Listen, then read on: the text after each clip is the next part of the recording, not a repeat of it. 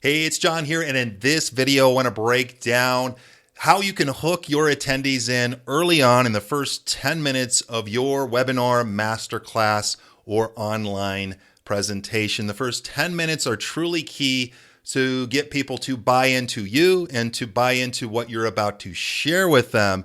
And there's some key mistakes that people make when it comes to kicking off their webinar, masterclass, workshop, online training. And if you're new here, I've been selling online, my own expertise for over 12 years and counting. I've been working on webinars and masterclasses for over 10 years now. I've helped over 300 private clients, 30 plus industries. Thousands of students have gone through my training programs.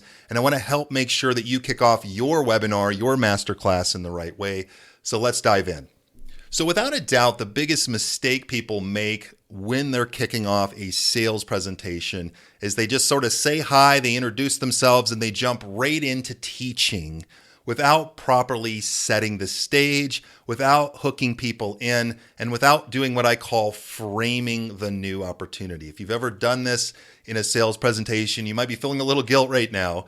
Most people with good intentions, they just maybe introduce themselves on a single slide, and then they just jump right into teaching what I like to call nice to know content. Again, without setting the stage, without framing the opportunity as to why they should care about what you're about to share with them. And that's called context, right? Most good sales presentations, in fact, all of them, have a lot of strong context certainly at the beginning of the presentation and throughout the presentation as well. Context, again, is why someone should care about what you're about to share. And if you're not painting the picture as to why you're about to share what you're going to share, what you've discovered, and all of those kind of things, people are just going to kind of be less taken to what you're about to share with them or what you're sharing with them and teaching them during your presentation. So this is an important step. It's one of the majors to making sure you nail your sales presentation.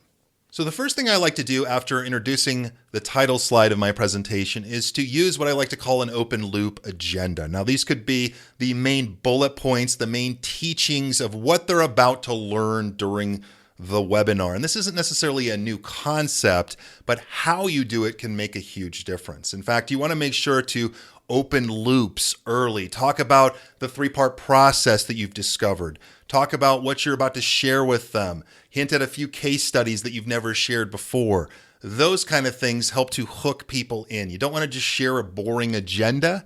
You want to actually share some action items of what they're about to experience on your webinar, literally in the first few slides of your presentation. So people want to stick around, they want to close that loop, and they want to make sure to find out what you're about to share with them. So make sure your agenda items have clarity and compelling outcomes in them with a touch of curiosity. Much like a headline for a presentation needs to be clear with a touch of curiosity, so should your agenda items. Don't just have a boring name. Have a statement of a big benefit or a curiosity-provoking event that's going to happen during your presentation so people are more likely to stick around to hear that thing later on. So that is super important right up front.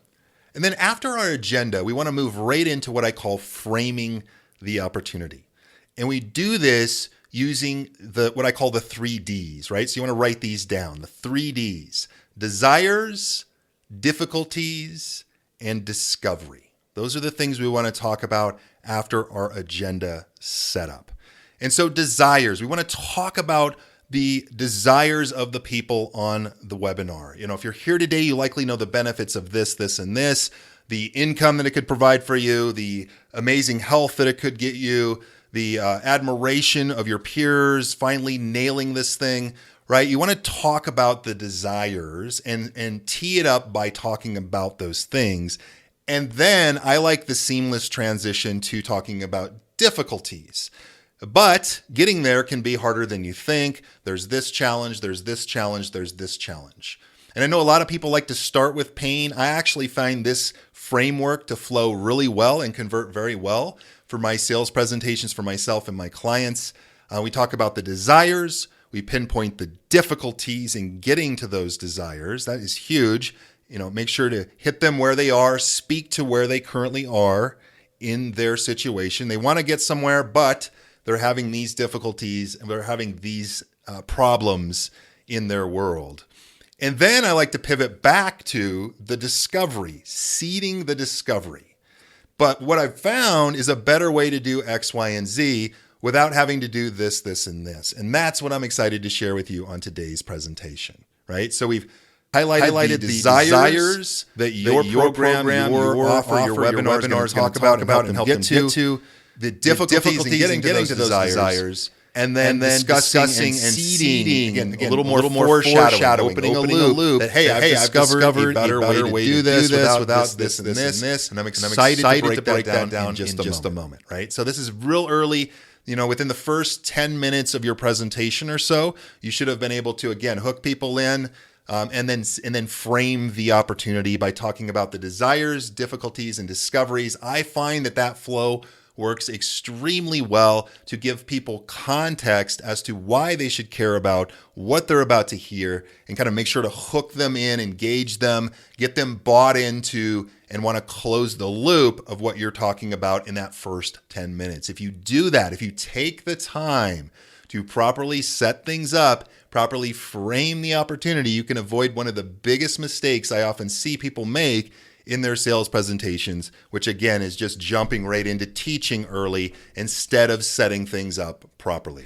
And if you'd like to learn 7 key elements to a high converting webinar, we talked about one of them today, framing the new opportunity. Go ahead and click the link in the description. I have a PDF that outlines the 7 key elements to a high converting webinar. You can grab that and use that as a checklist, as a guide for all of your future presentations.